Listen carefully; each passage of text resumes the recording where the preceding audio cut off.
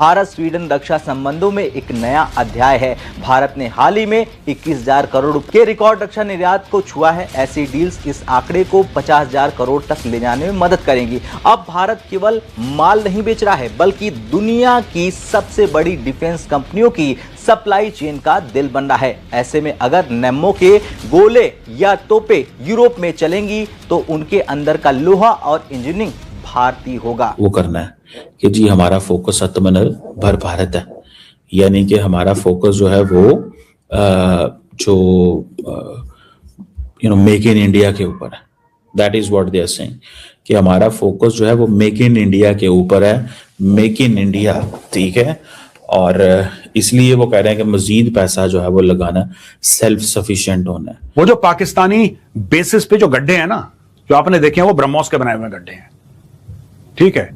वहां पे scalp, hammer, ये सारी की सारी जो मिसाइलें गई, ये सब मिसाइल्स तो हैं। ऑपरेशन सिंदूर एग्जांपल है। हम क्यों बोलें कि साहब यूक्रेन और वेस्ट एशिया की जो कॉन्फ्लिक्ट है, हम उसकी बात क्यों करें? सबसे पहले तो ऑपरेशन सिंदूर में आपने नहीं देखा, पूरे वो जो आप देख रहे थे, वो जैश ए मोहम्मद का कैंप खत्म हो गया और लश्कर तैयबा के कैंप में आगे वो कौन गया था अटैक करने के लिए? कोई नहीं गया। यहां से मिसाइल फायर हुई है भारत। पूरी दुनिया को सप्लाई भी कर रहा है।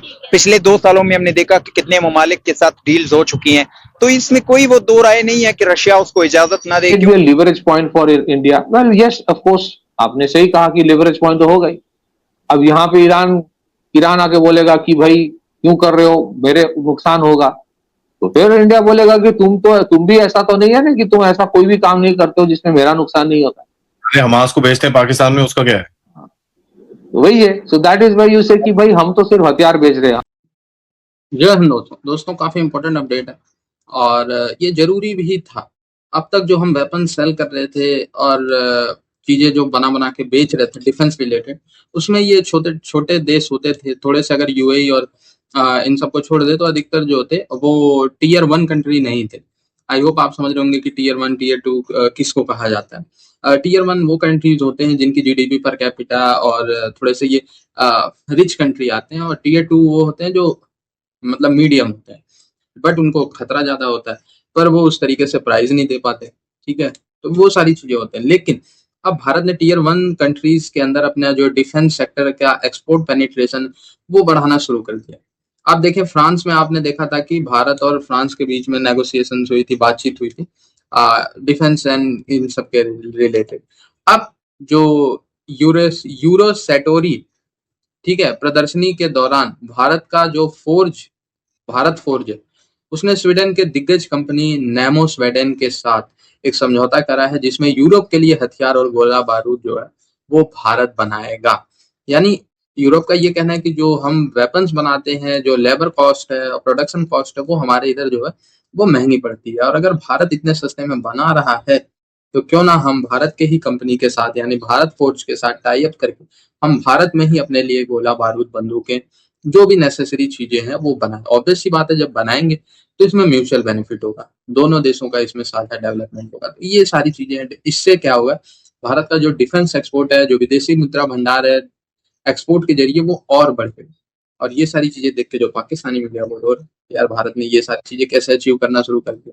हमने तो भारत की एक ग्लोबल इमेज बनाई थी कि जी भारत तो दुनिया का सबसे बड़ा डिफेंस इंपोर्टर है। जी हाँ, आज भी भारत सबसे बड़ा डिफेंस इंपोर्टर है। हम फ्रांस, रूस, अमेरिकन सबसे वेपन्स खरीदते हैं। पर हाँ, वो दिन दूर नहीं है जब हम नेट जीरो पे होंगे, यानी जितने का हम खरीदते हैं उतने का ही हम बेचते हैं, और एक दिन वो भी आएगा जब हमारा एक्सपोर्ट ज्यादा होगा।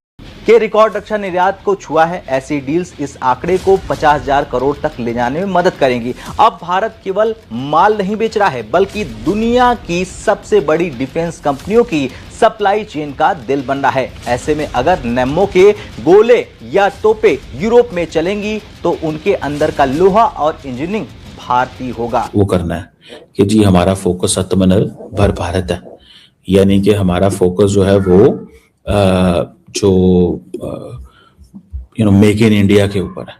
That is what they are saying कि हमारा फोकस जो है वो मेक इन इंडिया के ऊपर है। मेक इन इंडिया, ठीक है। और इसलिए वो कह रहे हैं कि मजीद पैसा जो है वो लगाना, सेल्फ सफिशिएंट होना है। कि हमने बाकी जो ममालिक थे या बाकी जो थे उनको भी वो ज़हन में वो कहते हैं रखने की ज़रूरत है कि यार हमें हर कीमत के ऊपर इस चीज को भी थोड़ा देखना है कि उनका भी मुकाबला करना है और सेल्फ सफिशिएंट होना है। वो समझते हैं कि जैसे रशिया है ना एटलीस्ट या चाइना है कि उनको किसी की जरूरत नहीं है। That's how we are going to be superpower. India basically every passing day they are working to enhance their power. With every passing day they are working to enhance their power. वो अपनी power को enhance करने में लगे हुए हैं and they are putting a lot of money for this. एक तो जारी बात है जियोपॉलिटिकल एनवायरनमेंट ऐसा है, जियो स्ट्रेटेजिक चैलेंजेस हैं, जियो स्ट्रेटेजिक लोकेशन, फिर इंटरनेशनल वाटर्स में उनकी वो है, ठीक है जी, वो भी नजर आता है। फिर पाकिस्तान के साथ भी टुक टुक चलती रहती है। चाइना के साथ तो मोहब्बत का इजहार है ना, चाइना के साथ मोहब्बत का इजहार है। चाइना ने आपको पता है इंडिया के साथ क्या किया है? अमेरिका ने चाइना के ऊपर सैंक्शंस की हैं, रशिया के ऊपर, इंडिया के ऊपर सैंक्शंस की हैं। इंडिया ने चाइना ने कहा है कि आप हमसे ज्यादा तेल हमें बेचें जो बेचना है। उन्होंने टैरिफ कम किए हैं इंडियंस के ऊपर। Now Indians are exporting more. आप यहीं से अंदाजा लगा ले चाइनीज कितने स्मार्ट हैं। मैंने आपको एक दफा कहा था कि जो इंडियंस हैं उन्होंने चाइना को डिलीवर किया क्वाड के ऊपर, बिकॉज इंडिया ने क्वाड को सिक्योरिटी कंपोनेंट नहीं बनने दिया। ये चीज अमेरिकन को बुरी लगी और इंडियंस, चाइनीज ने कहा कि अगर ये क्वाड को सिक्योरिटी कंपोनेंट नहीं बनने देते, ठीक है ना जी, ये क्वाड को सिक्योरिटी कंपोनेंट नहीं बनने देते तो देन हमें क्यों इंडिया से लड़ने की जरूरत है? हमें क्यों इनको दबाने की जरूरत है? ये तो पहले ही हमारे हक में खेल रहे हैं। तो ठीक है, इनको इकोनॉमी थोड़ी सी, इनके डॉलर दो, इनको कुछ 100 200 400 अरब डॉलर दे दो, ये हमारा लंबा मुकाबला तो नहीं कर सकते, लेकिन ये अमेरिका और इंडिया पार्टनरशिप को तो डैमेज कर रहे हैं। ठीक है, चाइनीज ये समझते हैं कि ये अमेरिका इंडिया पार्टनरशिप को तो डैमेज कर रहे हैं। आप जस्ट इमेजिन कर लें इस चीज को कि ये चीज जो है ना ये इस तरह हो रही है और बड़ी वजह से कहते हैं ना, there wheels within wheels होते हैं। जो लोग जो नहीं समझते इस सारे के सारे प्रोसेस को, they must understand this thing कि द एंटायर जो गेम है वो बड़ी इंटरेस्टिंग है। और फैसला ये है कि अब आगे की लड़ाइयों में बाकी सब लोग तो लड़ेंगे जैसा लड़ते चले आ रहे थे, लेकिन एक नया इजाफा हुआ, एक एडिशन हो गया इसमें, और वो है मिसाइल्स। चाहे वो बैलिस्टिक मिसाइल हो, चाहे वो क्रूज मिसाइल हो, चाहे वो टैक्टिकल मिसाइल्स हो, किसी भी प्रकार की मिसाइल।